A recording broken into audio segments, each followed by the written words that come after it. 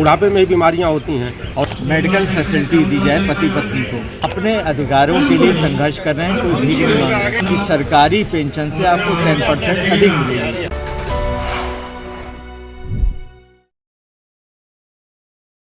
हम लोगों का पिछले 7 वर्षों से न्यूनतम पेंशन बढ़ाने का आंदोलन देश भर में चल रहा है। 27 राज्यों में हमारी यूनिट है और 27 राज्यों के अधिकांश जिलों में हमारा संगठन है। और इस वक्त 77 लाख EPS 95 पेंशनर हैं जिनके लिए हम लोग संघर्ष कर रहे हैं।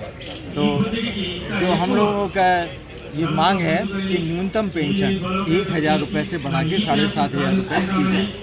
उसके साथ में DA और मेडिकल फैसिलिटी दी जाए पति पत्नी को, मुफ्त चिकित्सा सुविधा। साथ ही 4/11/2022 को सुप्रीम कोर्ट ने वर्षों बाद हम लोग जो संघर्ष कर रहे थे, कोर्ट में लड़ाई लड़ी जा रही थी, उसका निर्णय दिया और उसमें ये कहा था कि हायर पेंशन सभी को दी जाए। परंतु EPFO जो है उसने इतने सारे बैरियर लगा दिए, इतनी ज़्यादा सूचनाएं मांग रहे हैं कि लोग उसको फॉर्मेलिटी पूरी नहीं कर पा रहे हैं। उनकी वेबसाइट खराब रहती है, उस पर चीज़ें नहीं लोड हो पाती, कभी जो है एम्प्लॉयर से ये सूचना वो सूचना, और कुल मिला के हो ये रहा है कि सुप्रीम कोर्ट के आदेश के बावजूद लोगों को हायर पेंशन नहीं मिल पा रही है। और एक तरफ न्यूनतम पेंशन नहीं है, दूसरी तरफ सुप्रीम कोर्ट के आदेश के बाद हायर पेंशन भी नहीं है। तो हमारा ये वर्षों से जो संघर्ष चल रहा था, तो हमारे राष्ट्रीय अध्यक्ष कमांडर अशोक राव जी ने निर्णय लिया कि हम लोग दिल्ली में चल के अब से आंदोलन करते हैं। तो 7 दिसंबर को रामलीला मैदान में हजारों की संख्या में रैली हुई। उस रैली के बाद जहाँ पे जंतर मंतर पर 8 तारीख से क्रमिक अनशन शुरू हुआ, जिसमें पहले दिन देश भर की महिलाएं जो हैं 71 महिलाएं हैं वो अनशन पे बैठी। और आज इसका आंदोलन का तीसरा दिन है, जिसमें साउथ इंडिया के आए हुए हमारे साथी सब लोग बहुत दूर से 1.5-2 हज़ार किलोमीटर दूर से आए हुए हैं और वो बैठे हुए हैं। सब 60 वर्ष से 80 वर्ष की उम्र के लोग हैं और अपने अधिकारों के लिए संघर्ष कर रहे हैं, कोई भीख नहीं मांग रहा है। क्योंकि हम लोगों ने 30-35 साल तक अपना कंट्रीब्यूशन दिया है और हम लोगों को ये वायदा किया गया था 1995 में जब योजना लागू हुई थी कि सरकारी पेंशन से आपको 10% अधिक मिलेगी। परंतु सरकारी पेंशन से सिर्फ 10% मिल रही है। 1000 से 3000 रुपये पेंशन है, जो कि एवरेज आता है 1171 रुपये। उसी के लिए पूरा संघर्ष चल रहा है। तो आज तीसरा दिन आंदोलन का है, आपके दोस्तों का पूरा समर्थन प्राप्त है, अशोक रावत जी भी आपका साथ निभा रहे हैं, इसको आप कैसे देखते हैं?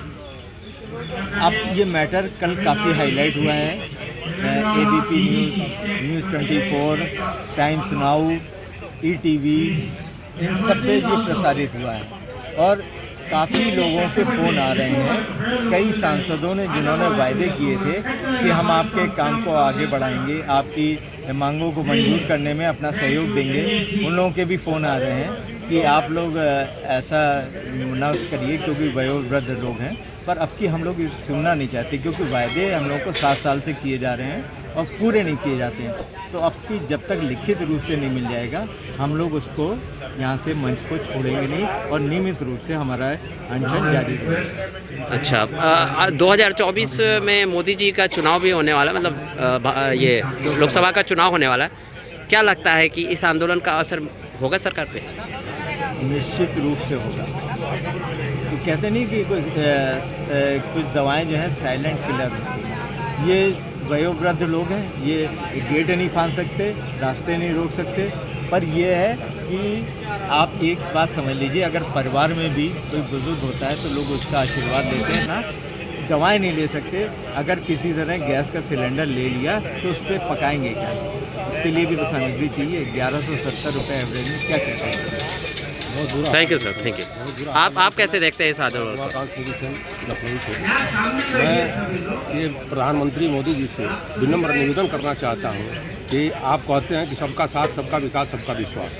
उसी कड़ी में हम वृद्ध लोगों का जो है ख्याल रखें और जैसे तमाम योजनाओं को आपने चलाया है देश हित में, लोगों के हित में, उसी तरह से वयोवृद्ध लोगों के लिए भी आप जो है ये करिए 7500 रुपया प्लस दिए और उसके साथ जो है हम लोगों का पति पत्नी का मेडिकल की सुविधा। बुढ़ापे में ही बीमारियां होती हैं और ये स्थिति ऐसी है कि लोग वृद्धाश्रम में और अनाथाश्रम में रहने को मजबूर हैं।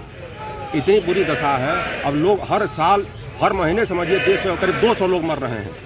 ऐसे में स्थिति को देखते हुए प्रधानमंत्री से, सरकार से हम विनम्र निवेदन करते हैं कि हमारे मांगों को जल्दी से जल्दी पूरा करें। नहीं तो आमरण अनशन पर मान लीजिए लोग बैठ रहे हैं, अगर किसी के साथ ऐसी भगवान न करे कोई घटना हो जाए तो फिर उनका क्या होगा, उनके बच्चों का क्या होगा। बस ये आपके माध्यम से विनम्र निवेदन हमारा सरकार से ही है कि जल्द से जल्द हमारी मांगों को पूरा करें। यदि आपको हमारी वीडियो पसंद आ रही है तो जल्दी से इस चैनल को सब्सक्राइब कर दीजिए, साथ ही बेल आइकन को दबा दीजिए ताकि सारी खबरें आपको सबसे पहले मिल सके। धन्यवाद।